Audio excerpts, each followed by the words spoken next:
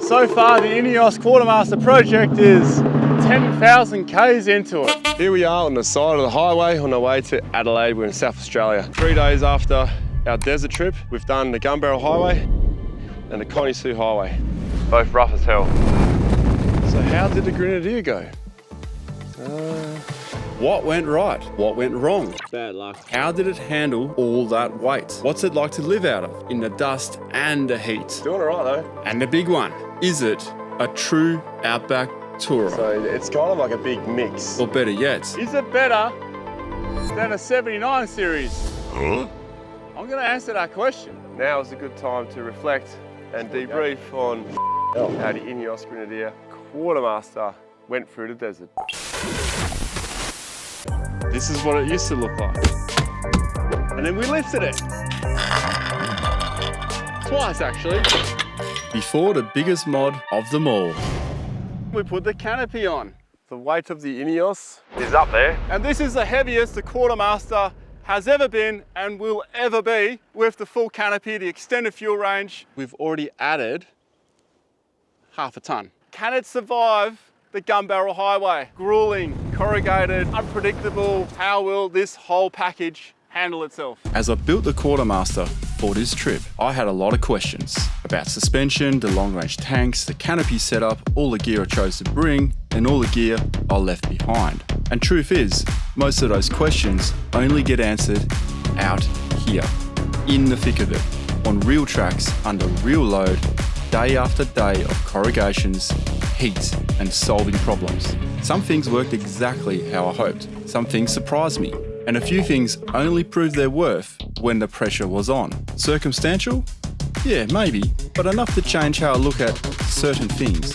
So just to be clear, everything in this video is my experience, my opinion. It doesn't mean you should or shouldn't run the same setup. Take what's useful, leave the rest behind, good or bad, how it failed, how I fixed it, and what exactly helped me get moving again. That's the true value of a real trip. It answers the questions you can't solve in a workshop. Suspension-wise, it's been absolutely amazing. And for those who don't know, we installed the J-Max Alpha Electric suspension, matched with their coil springs. Ronny's going to be having a lot of weight on this thing. A lot heavier rated for it. Should handle it pretty well with what he's going to send this thing through. Additional to that, adjustable suspension. You can adjust it from inside the car. I didn't notice any of my gear getting thrown around. Yeah. The camera's just sitting on the seat. It was funny, I was talking to one of the camera guys. I was raising my concern that I might actually be way ahead in the convoy and these guys would be like so far behind. And in some circumstances, that was the case. Jaden, not so much. That's probably because he's got a bit of a lead foot, wants to keep up with you. But he also doesn't really keep his wheels on the ground. However, hitting a big enough hole, it'll behave like any other vehicle. I mean, it's not trophy truck suspension, but Anything within the range of its wheel travel, it will absorb like nothing can take me down. rises and bumps, I can get way, way further ahead because every time I go over a bump, although The rear does still come up. it catches it straight away. Whereas the other guys in the 70s, they would keep bouncing. And then they'd have to then slow down to stop the bounce. How it handles from the front to the back, that's all about dialing in the right number. What I used on the highway, 8 front and 8 rear with the G-force, it just catches it, keeps it steady. The Hyde and Norseman Road, the speed limit is 110, but I've never actually been able to comfortably sit on that speed. In this vehicle, I've had to look down and go, oh, I better back off a bit because it just feels so comfortable. Off-road, 12 all round, it just seems to be really good. And I did use the active G-force the entire way. In case you're wondering what the heck that means, There is a G-force sensor underneath my seat and it senses where the vehicle might be leaning, sends what it's detecting to the actuators and it'll adjust the shocks on the fly. Even with all this weight on it, it tries to nullify it. I'm not going to go into it too much here because I've done a whole video on how that works. If you want to know more, you can just jump to that video. Although it may seem like sunshine and rainbows, which we actually got in this picture, it's never all that. So what went wrong? The corrugations did take its toll a little bit. Here's the damage report. The first issue, the cowbell. Sounds familiar, right? The same thing happened to the wagon that I borrowed A year ago. The dust cover on this steering dampener, it's been doing this. But that was just the beginning. It took me a while to find out what the real problem was. Something didn't feel right, and I initially blamed it on all-wheel drive because it never happened in four-wheel drive. In four-wheel drive, it just drives like a four-wheel drive. But in all-wheel drive, if it senses that you might be losing control, it'll apply brakes to one corner of the vehicle. And that tended to happen if I was in all-wheel drive, negotiating around potholes, ruts, doing evasive maneuvers. It would apply brakes to different corners until I realised there was something wrong with the vehicle. Definitely not what I originally thought. Here is the positioning of my steering wheel. Some might say it's on the piss. So why did this happen and how? It's a combination of two things. Heavy corrugated rough tracks and having recently installed suspension, which would have been totally fine had I not neglected this. We have carried out suspension work on your vehicle and requires bolts to be checked after 500 kilometres. Guess who didn't check the bolts after 500 Ks? Well, I did check a few, but I didn't check the steering. And don't ask me why I didn't check the steering. I know damn well it's part of suspension. So after 3,500 kilometres on rough tracks, I pull up. Have a look around. That's when I noticed that this bolt here was a bit loose. And this was the obvious one that pointed it out. I stepped right back. Could tell that both wheels were towing inwards and the camber was out too. Got the steering more or less straight with the steering wheel as well. We tightened both these sides to try and correct the wheels. And I think we did an okay job.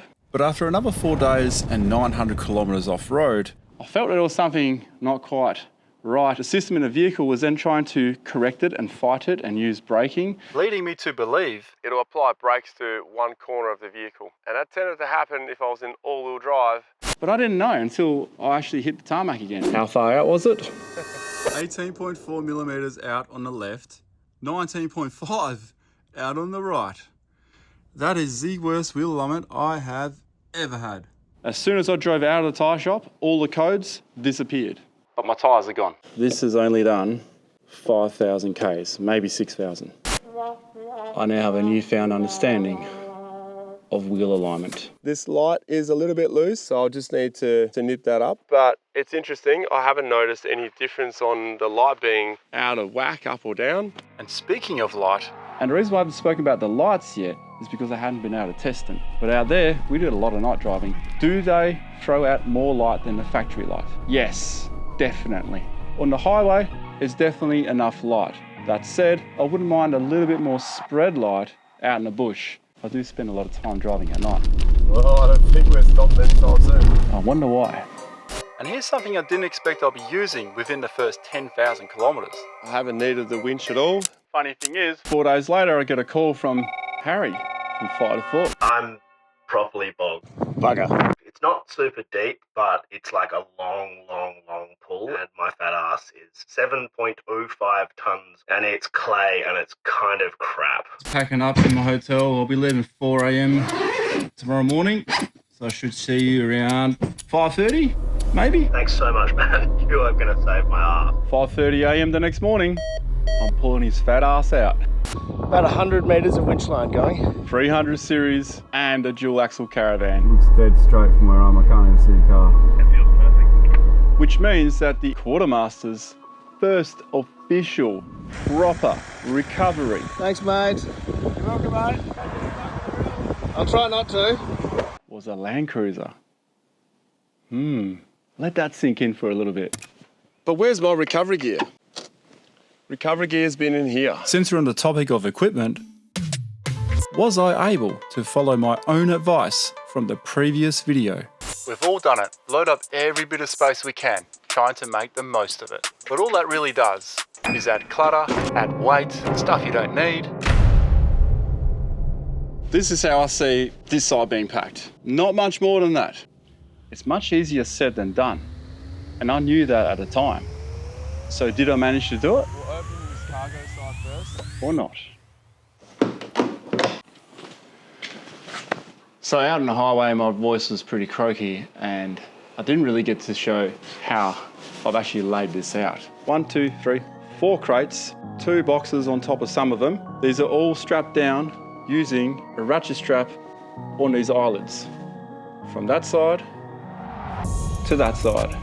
There is a strap behind it doing the exact same thing. In between these two ratchet straps, these elastic straps on each one of these crates. The beauty is, even with the swag here, I can get to things if I need to. There's a bit of headroom. I did have to pull out the travel buddy in order to do this. Under the swag, before I pull it out, there are two stools. Let's get the swag out. Stools we can just move to the side. Now I have full access to everything. Just keep in mind, I have not cleaned anything up at all. So what you see is how it ended up. Let's say I want to light a fire. That was here. This is my shower setup. It was a last minute thing I had to do because my other shower broke. This is all the cooking stuff for the fire. If I want to get a billy can out, I simply just pull this out. I can access everything in here. It's so easy. This is all my tools. So if I want to get your tools out, What in the name of nostalgic torches is that? Here's my dolphin torch because I forgot to bring a torch. you know the general thing when someone goes, oh, do you have a 13mm spanner handy because mine's deep down? Well, in my case, there you go, mate. Any tool I need is right here. And done. This is how I have made sure that I didn't clutter the whole space. Simply do this. Now this guy can come out. Or in an emergency, you can what? Or in an emergency, probably grab a knife, just cut it and just pull everything out. That's what I would do, yeah. Because then I don't have to unlatch any of these. I just cut one, I can pull everything out. Be a good exercise to do, actually. In fact, it's so easy I can access it with just one hand. It has a strap over it which holds it down, which stops it from bouncing around, yet I can still get in and grab stuff. This was just a precaution, putting this box on top to lock it all in case it will bounce out. Nothing really moved around inside the canopy. Having the swag on top, because that kind of held everything in, but not only that, if you look over here, there's my pillows. There are my food containers from the other side. This pillow is assisting in stopping things from moving around. Speaking of white pillows, Did you ever bring a white pillow camping? Not as bad as Ryan's though, hey? Oh, it's so bad. This crate is purely spare parts. We had Land Cruisers with us, so I got a Land Cruiser handbook, how to fix a Land Cruiser. There is no book for an Ineos Grenadier yet. Speaking of the Ineos Grenadier, what did I bring as spare parts? There is a 30 kilo part, but I'll show you the small parts first. The whole lot is actually in this one bag. Fuel filter, water separator, which is another type of fuel filtering. Air filter, bolts for the drive shaft. Did I just say drive shaft? I did.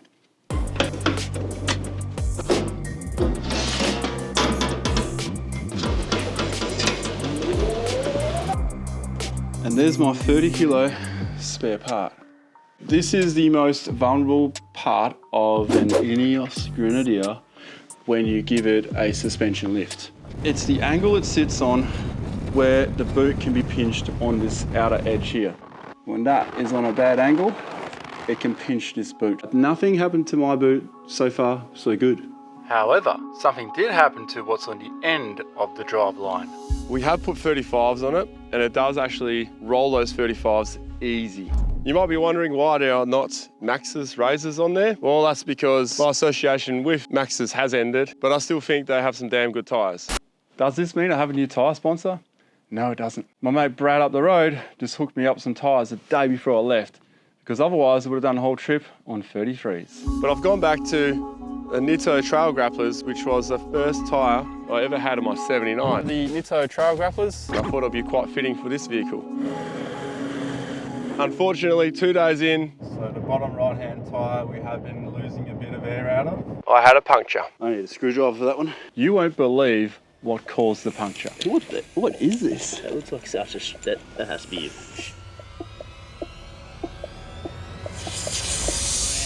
Whoa, look at that. A piece from a motorbike, either a brake handle or a clutch handle. That's just bad luck. But I was able to fix it. Thanks to two things: my comprehensive tyre repair kit. In most kits, you'd only get 10 of these. That's why we're generous in these kits, because we know that when shit happens, it could take sometimes 19 plugs. And the second one, I'll take back everything I said about having a dual compressor. The twin compressor with a tank will speed up the process of airing up the tyres, but I'm usually not in a hurry. I don't mind waiting around pumping up my tyres, but doing this, given the size of the puncture and the angle I'm trying to fix it on, having that tank is actually making a difference here. let's visit one of the biggest questions and doubts I had before heading out to the desert. The water and power ratio. There's 400 amp hours of power in this. I think it's over the top. I don't think I'd ever go through all that. I don't think this Canopy is designed specifically for people who take this remote. I proved my doubts wrong.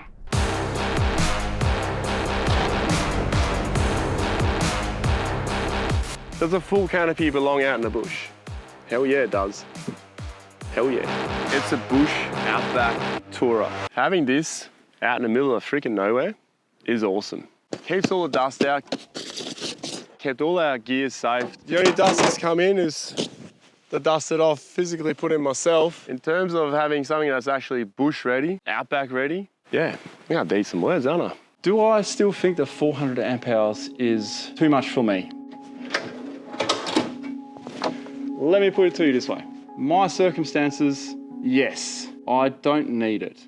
Although I never had to worry about it. And in fact, at the Adelaide Full Drive Adventure Show, I left the vehicle without charging it for 4 days. It's bumping day at the Adelaide Full Drive Adventure Show, and my throat is getting better, which is great. I had the fridge on, I had the lights left on, and I left them on for the rest of the time. There was still 34% of battery left of power, which then tells me that if you have surplus and excess power, then you probably wouldn't need solar. Let's park that thought for a second. And we're talking 600 watts of solar power. You might be wondering why that much? You'd be only charging the vehicle optimally for 4 hours of the day, 10 o'clock to 2 p.m. That's probably the best power you'll get from the sun. Any time outside that, you are not going to get anywhere near what the solar blanket can actually provide you. And that's even if they fit on the roof. Can't really load anything on the roof, so that becomes a bit of a thing. Then you would have to go to blankets. I mean, that's another solution. You're looking at about $3.5 to $4 grand for 2 300 watt blankets. You're about $1 grand better off with the battery. And you don't have to worry about all the other stuff. You got your roof space back. You're not carrying all this other stuff you got to pull out and then hook up to a cable. You don't have to worry about parking in the shade. When you factor all that in, if you have the money to spend on the solar anyway, then maybe consider just going 400 amp hours. It's another way of looking at it. We know power wasn't a problem, but the real question was Water, there's a 40 litre tank under, and there's a 25 litre tank on the back. I'm going to have to add quite a few jerrys of water. did we have enough? By the end of the trip, this is what we had left. And the 40 litres underneath, I think we still probably have at least, what do you reckon, Jacob, 20 litres? Which is not bad considering the heat waves we faced. However, keep in mind, we'd stacked plenty of drinking water in the back of the Canopy, 5 litre casks and 10 litre jugs. And the tank water only got used for wash our hands while we're out in the bush. I've now put rainwater in this, so I'm not sure I'll drink out of that until I flush it. Showers were actually done at the bores along the way. Most of my trips are either solo or with one person in the car, in the desert and stuff, with his single shower, which I collaborated on. Destination Full Drive. Boom, it's so quick. How cool is this? So you have a shower, you put your stuff here. There's a 12-volt ciggy plug, so you plug the shower in. Everything's here, have your shower. My clothes are right here, I can access that. The only thing is I have locked the light with this. If you want light into the shower, we just go like that and bounce the light off. That being said, when that's been on full, it's actually... It's enough. It's enough light to have a shower. One more thing, Australian made in Cairns. So despite being concerned, I still have water left. Whilst we're on the topic of fluids, what about fuel? How does it go on fuel? And how's my range? When it comes to the fuel, its fuel range is dismal, of 90 litres. And having a full canopy, there is nowhere to put jerry cans. Now what I've done to this vehicle, I've added a dual Brown Davis extended range tank. I think it's 160 litres. Additional to the 90 litre factory tank. My total capacity should be 250 litres. Yet I can only get 220 in. So I haven't been able to put all that much diesel in it. However, I've figured out why. I just need to make a small adjustment. Once I've done that and I can confirm I can get the extra 30 litres in, I'll then dive into more about how the system works. However, it has significantly increased my fuel range, which is the main thing. How much fuel did it burn? This Quartermaster burnt 19.2 litres per 100 kilometres. And I think that's not too bad considering everything that's on the vehicle. 19.2 litres to the 100, literally half the kilometres of this entire trip were more or less off-road. Dirt tracks, ruts, rocks, corrugations, really harsh conditions. So this vehicle is almost done 50-50 on-road and off-road, which is really cool.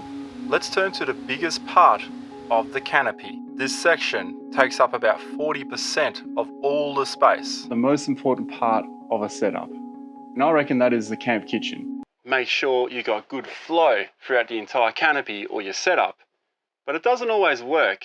In a canopy, there's a lot more opportunity, but also very easy to balls up. That's the plan. You want to be able to just pull up, cook something up real quick, and then pack it away. You want it to be nice and easy. So was it good? Did it have flow? Did it work? Oh, that's not a good look, is it? Toilet paper next to the freaking cooker. Yuck. Let's put that over there. Oh, this is paper towels, not toilet paper. Yeah, so that's pretty handy. Really? Is that my answer? More than 75% of our meals were cooked on either the trundle drawer Breakfast at Ronny's. or on the full kitchen prep table, or both. At the start, I thought the setup was good, solid, What's to go with the new kitchen setup? How are you Mate. feeling about it? but the more I used it, the more it opened up. Feeling bloody great. You wouldn't be able to tell, but we've actually cooked a lot of stuff. We actually prepared steaks on the back here. There's been blood, dirt, all kinds of stuff on here, and it's so easy to clean. That's probably the best part, actually. Discovered a few cool ways of getting in and out of this with this actually laying over. That's not bad. Hey? And just kept getting better. When you're cooking, pull it all the way over. Nothing can go down. The 270 awning got used a lot because it was stinking hot. And best of all, it covers the entire cooking area. Even if I stand behind the trundle drawer, I'm still under cover. And that's why I got used a lot, because it was hot. 48 degrees. Slap my knees. Before heading out for the first time, these are some of the things I was concerned about. Don't fit where I thought they would fit. My initial worry was these would roll around and I couldn't stand them up. But then I figure, put them in a bag. Now my dirty shovel goes in with the cooking gear. Put the pans, which are in another bag, because then they're double bagged. And then if any dust or dirt should get in there from putting the shovel in, should be good. And these are the things I discovered along the way. This has been great for washing hands. Having water outside on the back, which is close to the kitchen, But with that said, there's something here that just doesn't make sense. This defies all physics. It's an anti-gravity pantry. How the does it stay in there? That's what I don't get. None of this stuff has bounced out. None of it. Yeah, I don't know how it stays in there. And here are my additions. The fridge is locked in with this clamp system. I've done these little key rings to stop this from jumping out, should it jump out on corrugation. Cool spot for a knife, check this out. If you have a Norwell canopy and you have this part, do this. Yeah, I'll probably put an axe here as well at some point. Have a look. Has it been enough space for 10 days in a desert? It has, because I've still got food. We've still got heaps of food. Probably head out there for another week. I did a few FaceTime calls with the family and they're like, oh, where are you now? It's like, actually, we're about right there. Yes. One of the biggest questions I actually had, why have this space here? My first thought was, why not bring the fridge here? I mean, look at it. Why is the fridge not here? This space was so damn useful, and only a Norwell owner would know what I'm talking about. We would perhaps have all this here. Right, here's, man, I need to bloody get into this, so we'll just pop that over here. You can temporarily put it there while you're doing stuff here and then move it later. You use it around camp. There are so many little things that you find. Before I left, I roughed up the fridge a bit to see how to go. Slammed the door, shook it around, made sure nothing was going to fall out and that the door would actually stay shut. So I was pretty confident with it. But what I wasn't expecting was 10 days over 40 degrees. We had a high of 50. Welcome to Australia, mate. Got an Ineos Grenadier with thermo fans that have not stopped since a week ago. How did the fridge go? Good thing about having fridges, they have a little freezer in it. It's been a long, hard day. Oh, it's a treat. Thank you, mate. Thanks, mate. Hopefully. Thank you. Thank you. I guess that answers the first question, but the second question is, was 130 litres too big? You kind of need 130 litres to have the same amount of usable... Is that a blowfly? Get out of there. Same usable space as a chest fridge of about 65 to 80 litres, but you get way more use out of an upright fridge, and you can see the height where it is. The big one. At the beginning of this video, I posed the question, is it better than the 79 series? Having a 79 before with probably similar weight on it, yeah, it didn't handle too well, but this is completely different. Especially in those long, ruling drives. Energy. This is day 2 into my drive. I still have 600 Ks out of my 3,000 Ks or something. Right now I should be feeling pretty blah, but I'm not. And that is something I wouldn't be able to say if I was in the 79. All the rattling, all the noises, that alone does wear you down, does make you tired. And it's not just on the road, it's impressed me. It can actually climb some decent stuff. Sand dunes, ruts, wombat holes. You wouldn't expect it to handle that well with all that weight, but it does. It's a bush outback tourer. But it still has a long way to go. The only way to find out, is it really better? It's just to keep putting it through its paces. What I'm concerned about is now going to a half canopy. Hear me out. At the beginning of this whole project, up here, I was thinking that is what I see as the ideal setup for a half canopy. And that's why I'm kind of looking down that path. That's not really a clear thought anymore. This canopy, how it's enabled us to do the trip that we did. This was the feature car, the camera car, the everything car we're living out of. I don't know if we could do the same with a half canopy. It's going to be much, much harder than I thought. Do you think I will go back to this at the end of this whole project? Or do you think it'll be the compact canopy or the half canopy?